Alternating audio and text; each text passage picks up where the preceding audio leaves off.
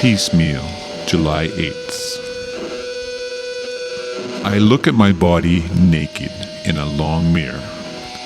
There seems to be something unusual about it, something unfamiliar, as if that heel is not my own, or that shin, or that wrist. It would be difficult to explain what I mean and what is happening, or to prove it, or to describe it precisely. It is indeed unsettling. I am bored. My life is a series of small episodes, and each small episode ends roughly.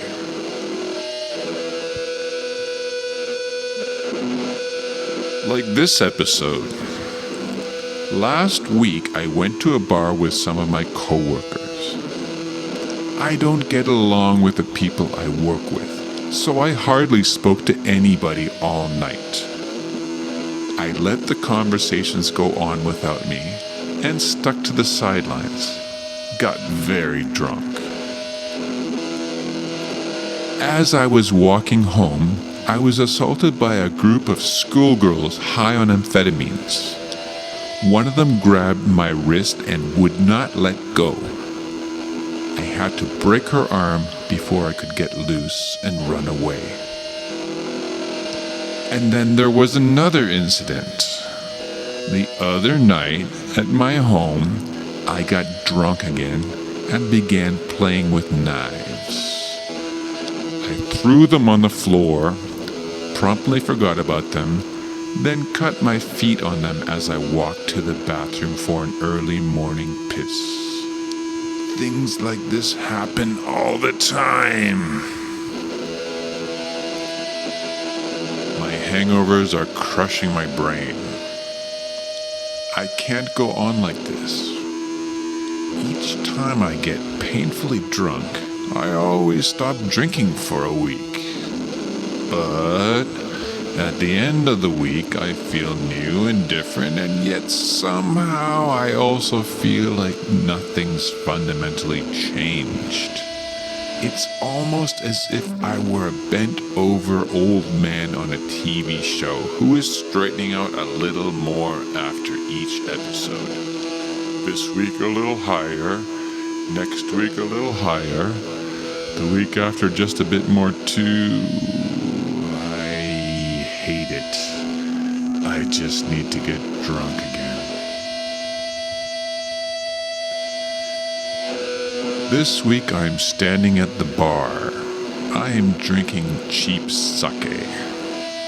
I have already finished 4 servings and I'm feeling quite good for a change.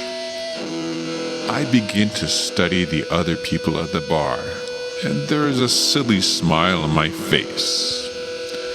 My head is drooping at an angle, and I am scanning the room until my concentration dissolves and I become immersed in other thoughts. At the bar next to me is a woman who has noticed my activity and the fading of my once mighty mind. When I suddenly wake up out of my semi-reverie, I turn my head quickly and see that she's regarding me with some interest. She smiles at me. I return her smile, but quickly go back to my drink and take a sip. Is there anything you need? She asks me with intent. Not really, thanks. I'm quite all right.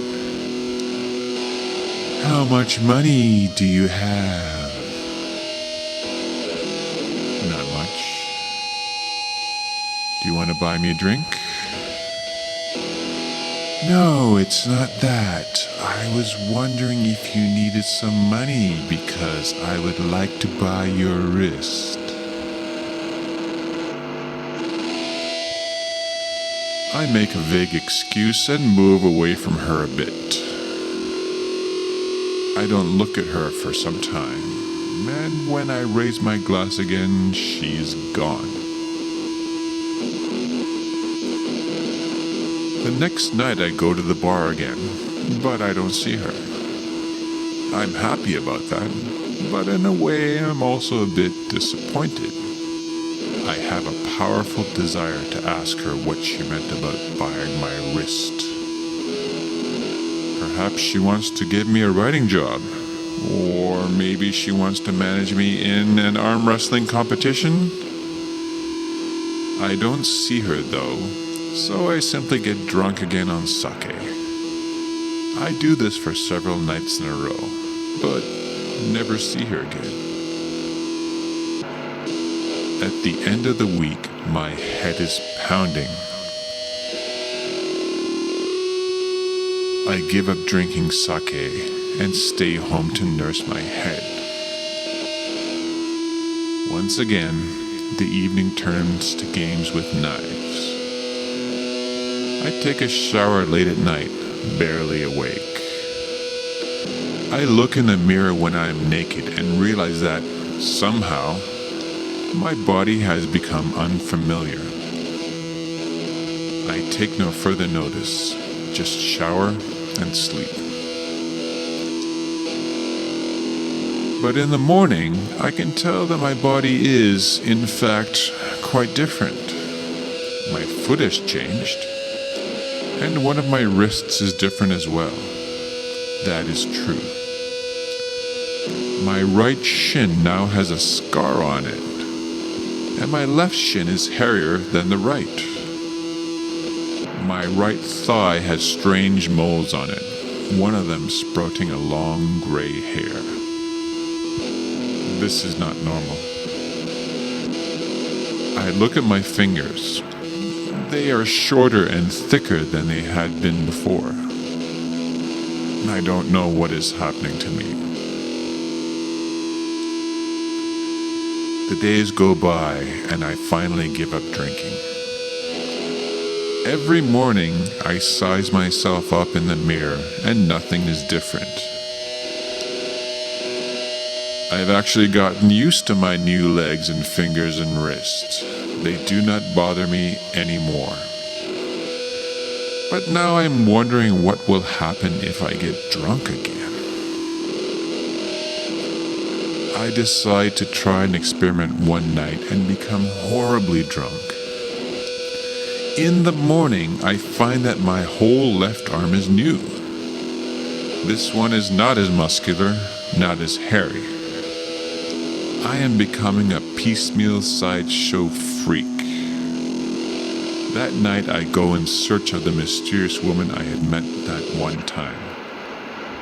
Could she know something about these changes?